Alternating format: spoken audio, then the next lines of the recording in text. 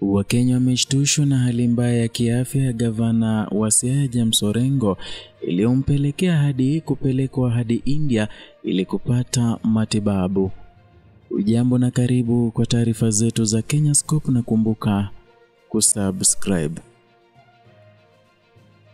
Diwani wa wadi ya Kileleshwa Robert Alai, ambaye amejitokeza kama mmoja wa wafuasi wa karibu wa Rais William Ruto, amejikuta akikumbwa na mashambulizi makali ya mtandaoni kufuatia madai ya kwamba gavana wa kaunti ya Siaya James Orengo kwa sasa yuko nchini India kwa matibabu. Madai hayo yameibua mjadala mkali kuhusu uhalisia wa huduma za afya katika ngazi ya kaunti na uwajibikaji wa viongozi wa umma.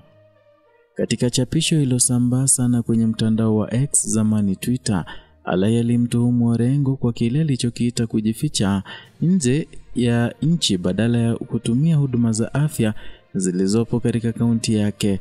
Alai alidai kuwa Orengo, ambaye amekuwa mkosoaji mkubwa wa serikali ya Rais Ruto, sasa anaepuka mfumo wa afya wa umma aliokuwa akiutetea na kusifu hadharani.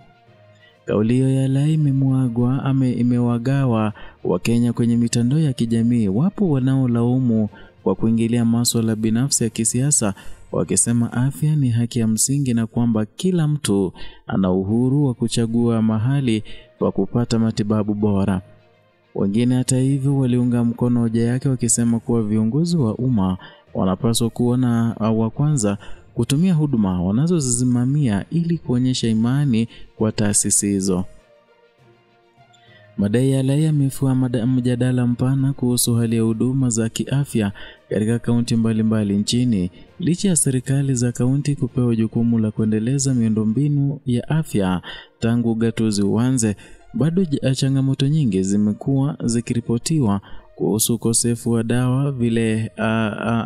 dawa, vifaa tiba duni na uhaba wa wahudumu wa afya wenye ujuzi. Kwa upande wa wafuasi wa gavana Orengo, hoja ni kwamba haki ya kupata huduma bora ya afya haipaswi kufungwa na siasa. Wanaamini kuwa uamuzi wa kupata matibabu nje ya nchi unatokana na hitaji la huduma maalum ambazo huenda hazipatikani nchini kwa sasa. Hata hivyo, Alai kupitia mtandao wake alisisitiza kwamba viongozi hawawezi kusifiwa kwa maendeleo ya kaunti zao iwapo wao wenyewe hawana imani na huduma walizoweka.